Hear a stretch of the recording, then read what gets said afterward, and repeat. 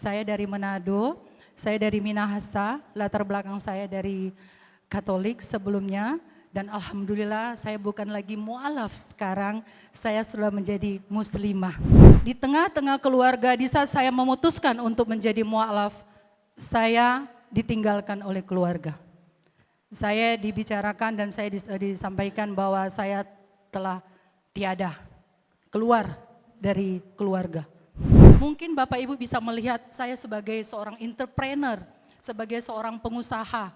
Tapi Bapak Ibu tidak melihat betapa sulitnya saya berada di tempat ini, berada di posisi saat ini. Dan pada saat itu, di saat saya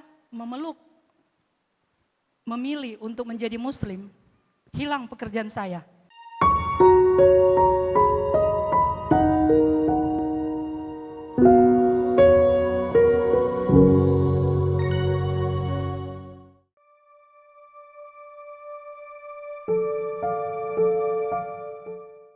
Assalamualaikum warahmatullahi wabarakatuh. Waalaikumsalam warahmatullahi wabarakatuh.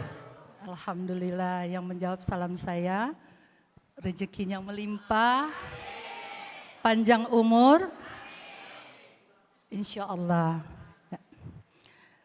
Alhamdulillah, innal hamda wa syukranillahi amma ba'du. Asyhadu an la ilaha illallah wa asyhadu anna Muhammadar Rasulullah.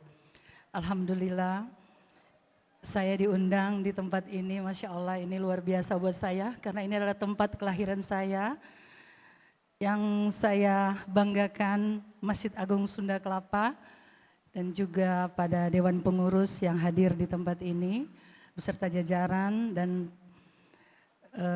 Ketua Islamic Mu'alaf Center, Bang Ian yang tidak sengaja bertemu dengan saya.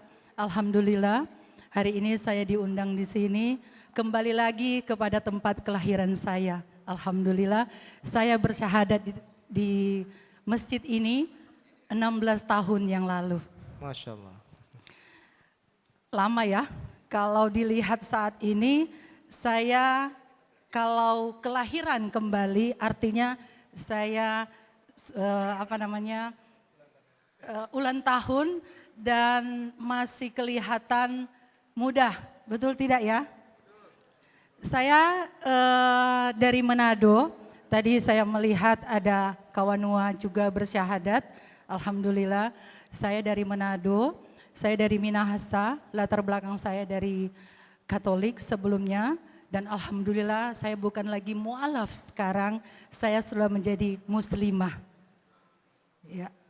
Alhamdulillah, melihat perkembangan mu'alaf saat ini, Bapak Ibu yang saya banggakan dan saya hormati, sebenarnya saya ini agak gugup ya, agak gimana gitu loh saat ini, karena melihat mu'alaf yang ada saat ini banyak seperti kejadian kawanua saya, yang katanya setelah bersyahadat beliau diturun karirnya dan juga pokoknya ditinggalkan.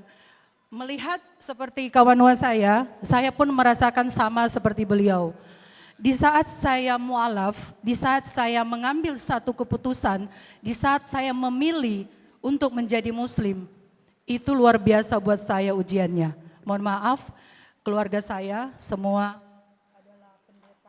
juga evangelis, dan di tengah-tengah keluarga di saat saya memutuskan untuk menjadi mu'alaf, saya ditinggalkan oleh keluarga. Saya dibicarakan dan saya disampaikan bahwa saya telah tiada, keluar dari keluarga. Buat saya sih sedih ya, karena apa? Apa yang saya dapatkan dari keluarga semua kembali nol. Semua diputuskan. Tidak ada lagi. Teman-teman saya pun, mohon maaf, menghindar dan juga jauh dari saya. Tapi saya tidak khawatir. Karena apa? Karena saya memutuskan, saya memilih karena Allah. Bukan karena seseorang, atau saya mau menikah, atau saya melihat oh agama Islam ini adalah agama yang mungkin untuk usaha lebih bagus. Bukan seperti itu. Saya memilih Islam itu karena Allah. Bukan karena seseorang. Mohon maaf, saat ini saya single parent. Saya single parent. Jika saya memilih karena seseorang untuk menjadi seorang mu'alaf, kemungkinan saya akan kembali kepada agama yang lama. Tapi alhamdulillah, mungkin Bapak Ibu bisa melihat saya sebagai seorang entrepreneur, sebagai seorang pengusaha. Tapi Bapak Ibu tidak melihat betapa sulitnya saya berada di tempat ini, berada di posisi saat ini. Seperti Pak Syekh menyampaikan, tidak akan beriman seseorang kalau dia tidak mendapatkan ujian. Begitulah dengan kita. Saya mungkin tidak akan kokoh, tidak akan menjadi seorang mu'alaf yang kafah, istiqomah, kalau saya memilih seseorang untuk menjadi muslim. Saya tidak mau lagi dipanggil mu'alaf, Pak Ustadz. Karena saya sudah menjadi muslim. Karena mu'alaf itu adalah yang baru dari non-muslim untuk menjadi muslim. Saya sudah menjadi muslim dan alhamdulillah sudah 16 tahun. 16 tahun itu banyak ujian yang saya alami. Jatuh dalam usaha, tidak punya pekerjaan, tapi Masya Allah, ternyata disitulah ujian kita. Disitulah manfaat kita. Di saat kita diuji, kita diberikan jalan. Mungkin di sisi A kita diuji, tetapi Allah memberikan kita di sisi B. Ini luar biasa buat saya. Usaha gagal. Waktu itu dalam usaha saya mengurus warga negara asing. Izin-izin warga negara asing. Dan pada saat itu di saat saya memilih untuk menjadi muslim, hilang pekerjaan saya.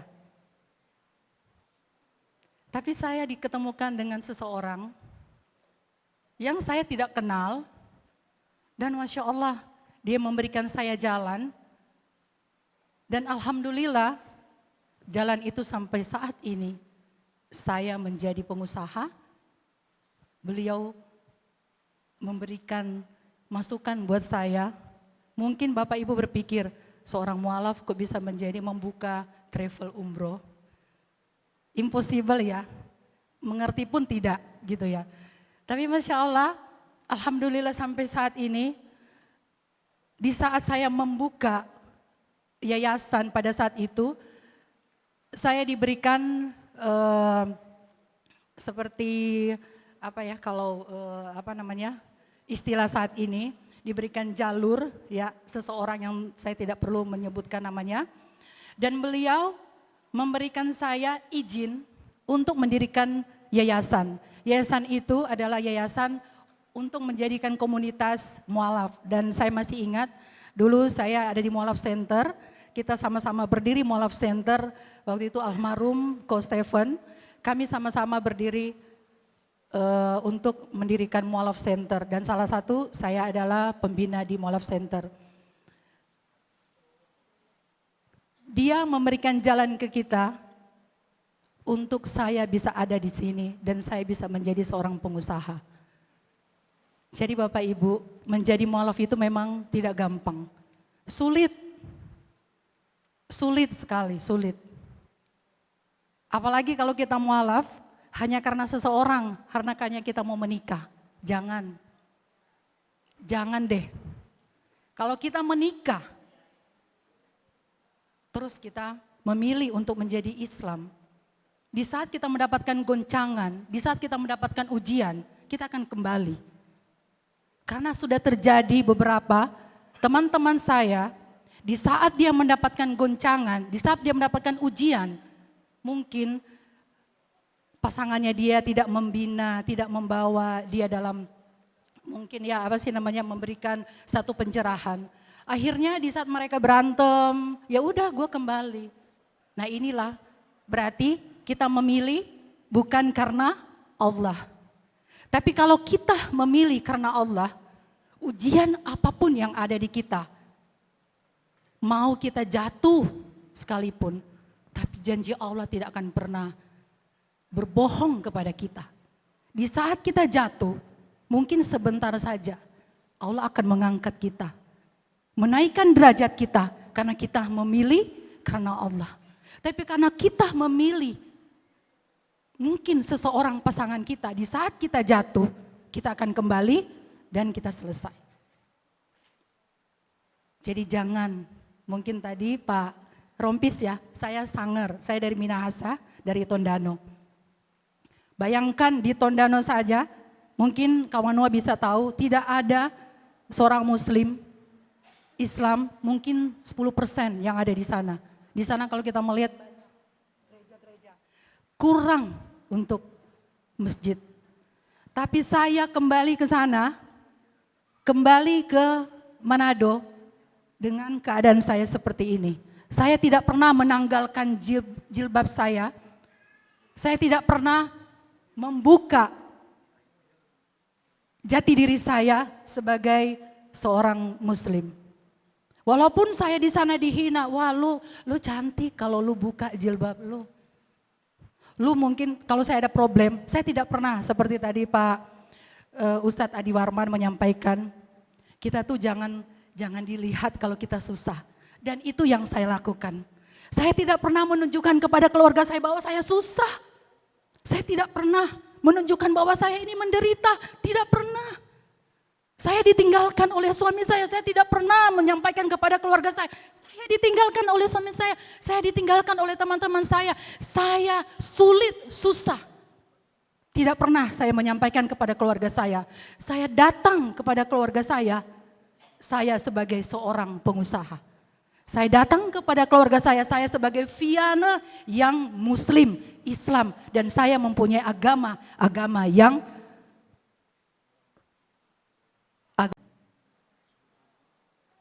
agama yang apa ibu-ibu? Agama yang apa? Yang jawab saya akan memberikan rahmatan lil alamin.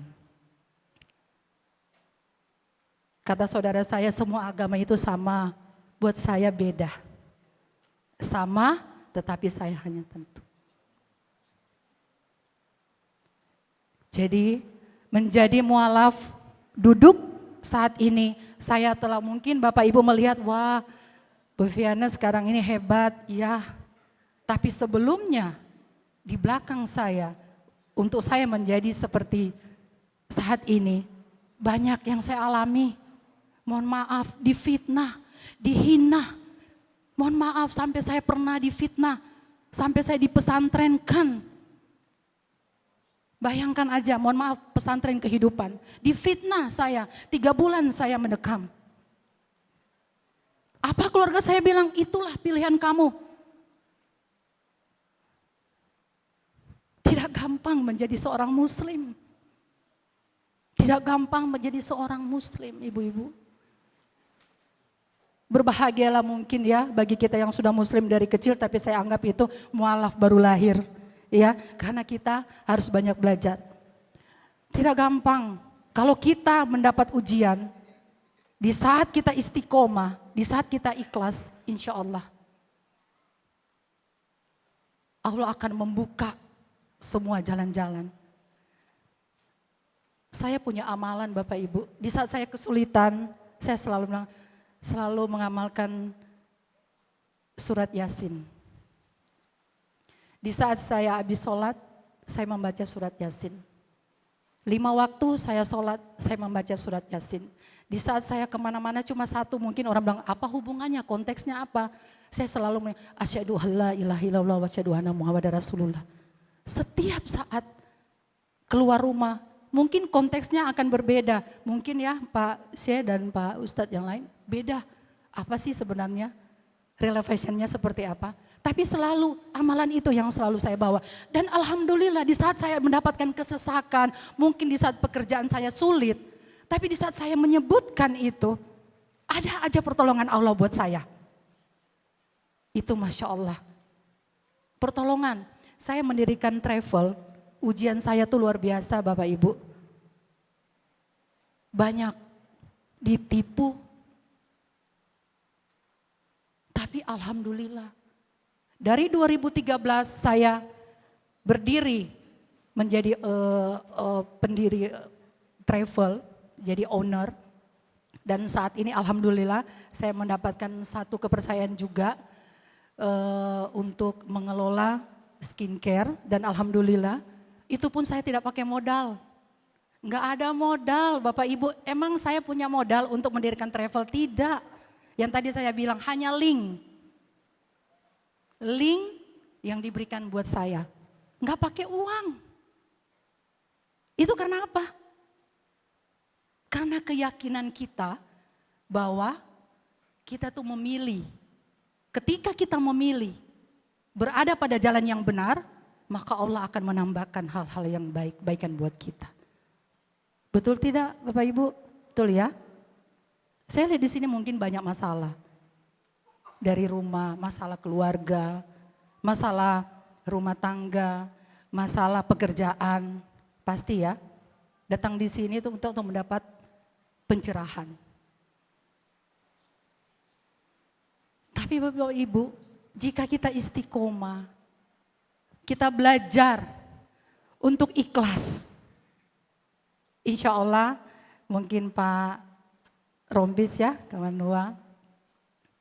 Jika di suatu saat sudah maju pernikahan, di saat ada permasalahan keluarga, satu aja yang tadi sudah bersyahadat.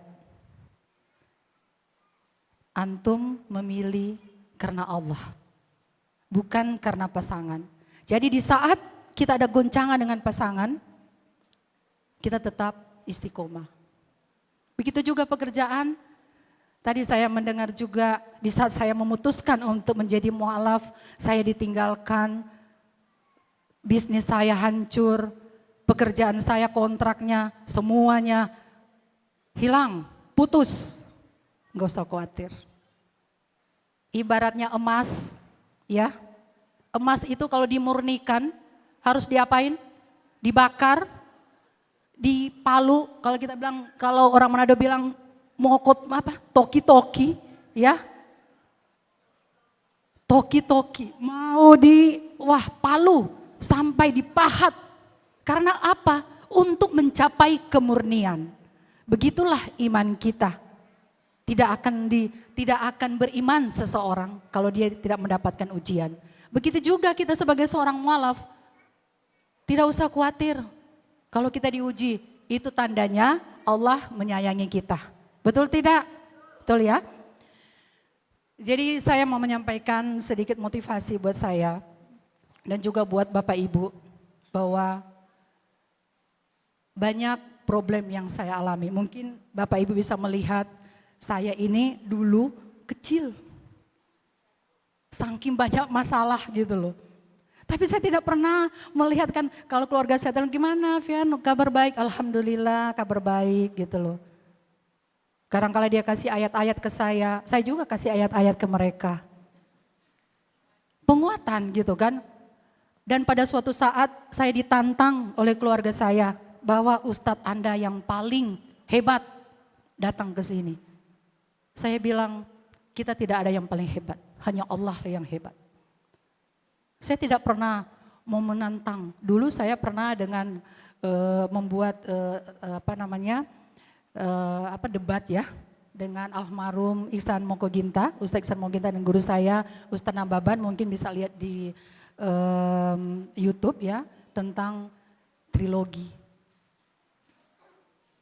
Dan pada saat itu karena saya juga dulu pernah ada di agama saya yang lama dan saya sedikit tahu dan itu menjadi satu pelajaran buat saya untuk memberitahukan kepada keluarga saya.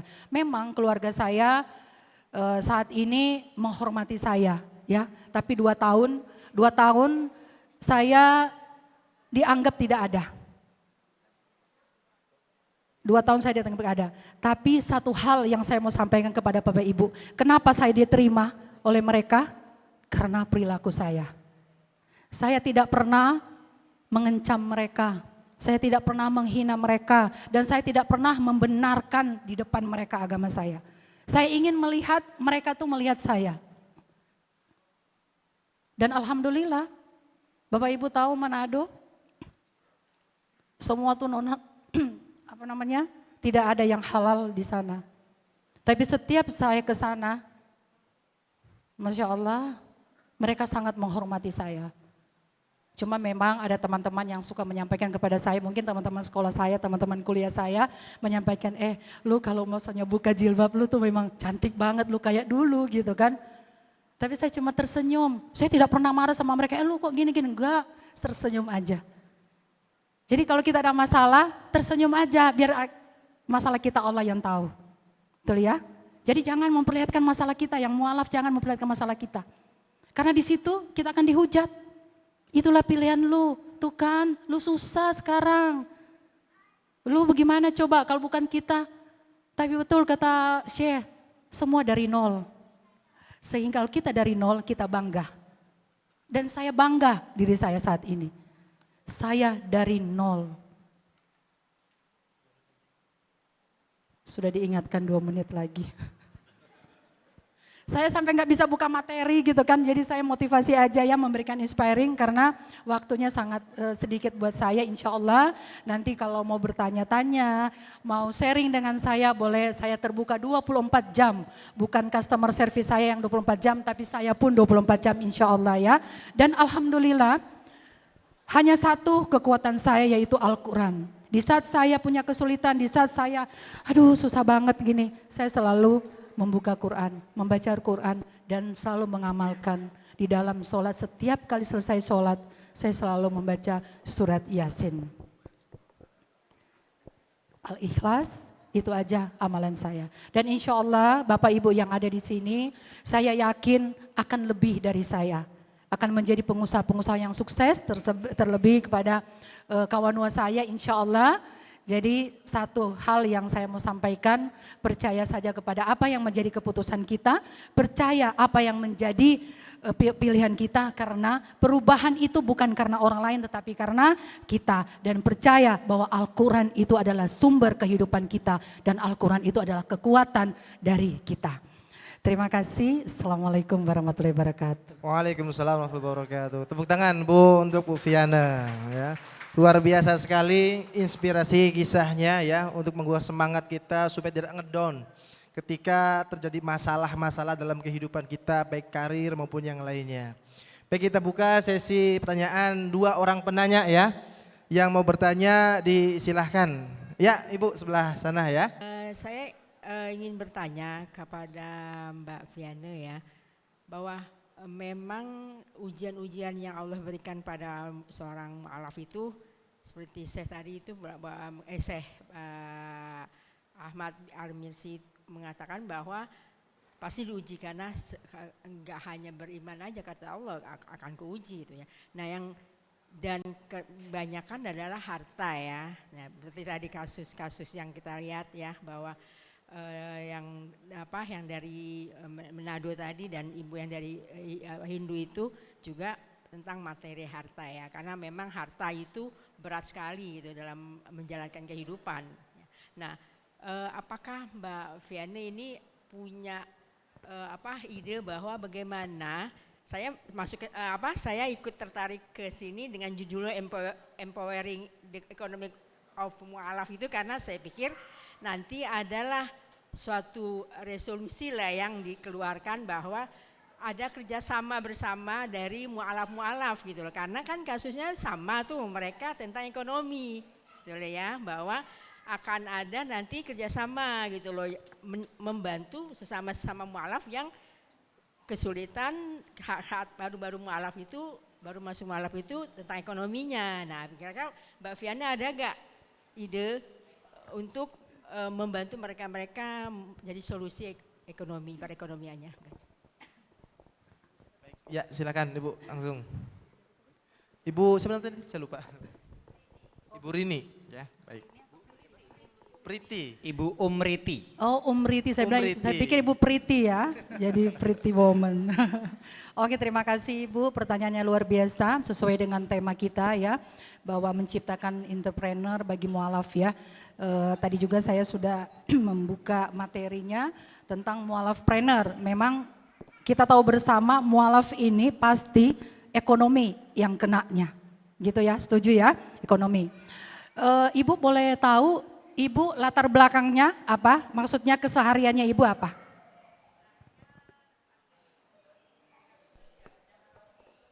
Aktivis Serikat Pekerja, aktivis Serikat Pekerja. Oke, kebetulan saya juga aktivis perempuan, saya di pemberdayaan perempuan Ibu. Jadi saya ada di bawah Kowani. Jadi Ibu begini, sebenarnya untuk menjadi entrepreneur itu adalah apa sih sebenarnya entrepreneur ya? Entrepreneur itu adalah seorang pengusaha atau seseorang yang dia memiliki ide kreatif, ya, memiliki ide kreatif dan juga suatu keinginan untuk melakukan bisnis, betul ya? Nah, Ibu kesehariannya Ibu adalah seorang aktivis Serikat Pekerja. Bisa jadi di aktivis Ibu ini bisa Ibu buka suatu peluang atau sebagai usaha. Kebetulan saya punya usaha yang bergerak di travel, ya, di biro perjalanan umroh. Jadi Ibu bisa sharing dengan saya, bisa kerjasama dengan saya untuk menjadi marketing dari kami. Ya, bisa menjadi marketing dari kami dan bisa mendapat ujronya juga, bisa mendapatkan hasilnya. Jadi mungkin nanti karena kami ada kerjasama dengan mualaf Masjid Sunda Kelapa, jadi Ibu boleh mendaftar kepada Bang Ian dan juga pada teman-teman mualaf di Masjid Sunda Kelapa untuk menjadi seorang marketing tanpa biaya. Dan Ibu juga bisa gratis umroh insya Allah ya. Dan kami juga di travel bukan cuma umroh saja tetapi kita juga ada wisata religi dan juga ada perjalanan-perjalanan ke luar negeri. Ya, dan saya juga mempunyai marketplace. Kebetulan saya pada pandemi kemarin karena travel tutup, saya sama teman saya nggak pakai modal juga Ibu, cuma pakai link aja. Jadi pakai kenalan dan alhamdulillah saya dipercaya dan diberikan kesempatan untuk mengelola skincare. Dan skincare-nya ada di sini, nanti saya akan memberikan ya teman-teman panitia untuk pertanyaan dari Ibu Umi Priti ya. Bahwa sebenarnya kalau Ibu punya keseharian itu Ibu bisa ciptakan sebagai peluang usaha. Ya. Mengerti Ibu maksud saya? Nah itu satu, dan kedua Ibu bisa bergabung dengan kami untuk menjadi marketing. Dan juga mungkin mualaf-mualaf yang ada di sini bisa join dengan kami untuk melakukan marketing. Marketing kami bukan cuma hanya travel, tapi kami juga ada manajemen service, ada konsultan yang nanti akan bisa membantu ekonomi pada mualaf. Ya nanti bisa hubungin Bang Ian dan teman-teman insya Allah. Dan saya juga bisa membantu Ibu, mungkin di serikat Ibu sebagai bendahara, Ibu bisa bekerja sama dengan pemerintah dalam UMKM. Nanti boleh hubungi saya, kebetulan saya salah satu ketua untuk pemberdayaan perempuan lebih kepada pengusaha. Ya nanti mungkin Ibu bisa hubungin sekretaris saya atau mungkin di depan ada juga booth saya. Nanti Ibu boleh hubungin di di staff saya. Dan kita akan sama-sama membantu para mualaf terlebih kepada ekonomi insya Allah ya Bu ya. Setuju ya Bu ya? Oke baik. Baik, terima kasih Ibu. Satu lagi. Dari laki-laki, Dari mungkin ada yang ingin Bapak. bertanya? Kalau enggak ada, Nanti boleh perempuan lagi. kasih. Tadi ada yang di belakang ingin bertanya, boleh? Yang ada pertanyaan nanti Ustadz ada door prize buat saya, maksudnya ada gift dari saya, skincare buat ibunya ya. Tuh, Masya Allah, ada hadiah skincare nanti ya. Luar biasa. Saya juga ada kejutan nanti insya Allah ya Ustadz ya. Siap. Ya silakan dengan Ibu siapa, dari mana?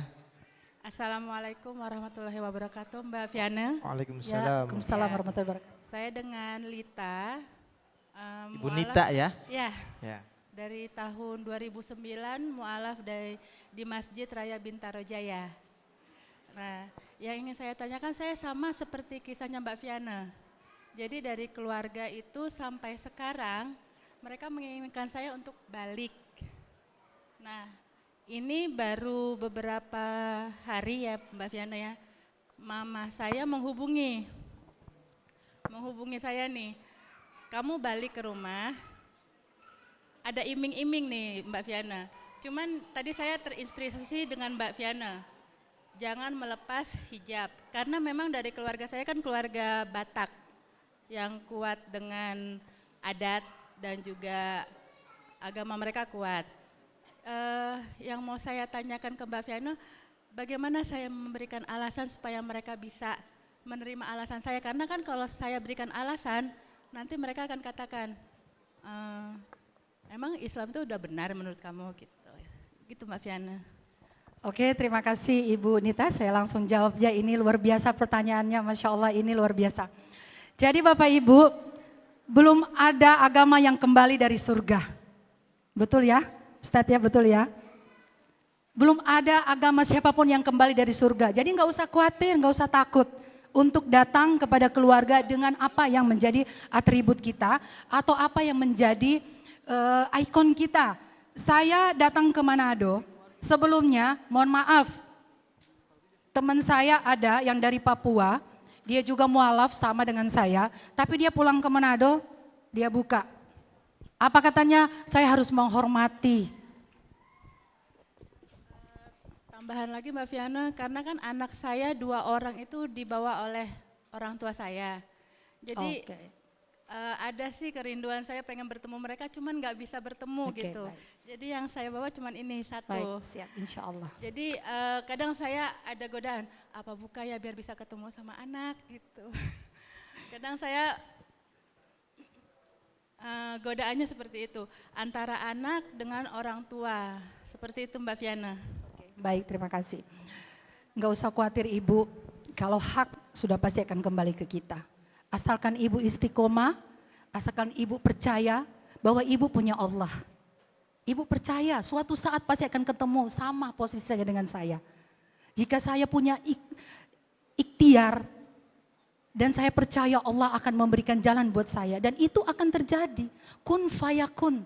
Walaupun ada tembok di depan, tapi kalau kita percaya Ibu nggak usah khawatir. Saya sama seperti Ibu, saya datang disuruh buka jilbab, nanti kamu dapat ini harta, no. Saya tidak akan melakukan itu. Karena apa? Karena saya memilih. Ibu datang aja, Ibu mungkin secara manusia takut gitu kan. Aduh nanti kayak begini, nanti kalau saya begini, aduh nanti saya mungkin akan akan dikucilkan atau seperti apa, mungkin akan dihina gitu kan. Tapi nggak usah khawatir. Kita punya Allah. Ya. Kita punya Allah.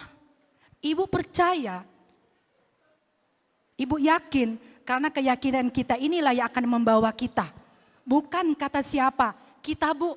Diri kita ini yang akan yakin, kalau Ibu sudah yakin, apa yang menjadi pikiran Ibu, itu akan menjadi kenyataan buat Ibu. Jadi kalau Ibu berpikir Ibu bisa, Ibu pasti bisa. Tapi kalau Ibu sudah berpikir, waduh saya nanti kayak begini, nanti saya kayak begini, itu akan terjadi. Karena pikiran kita inilah yang akan mengatur diri kita. Dan jangan lupa, kita harus sholat, minta kepada Allah.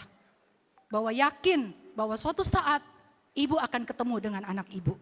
Dan tidak perlu Ibu melepas jilbab Ibu atau datang ke sana supaya wah kelihatan seperti Lucinta Dewa atau apa tuh gitu loh.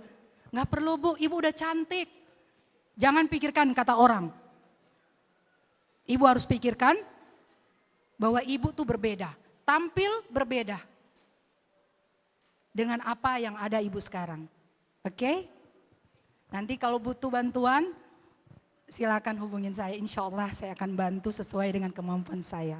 Terima kasih.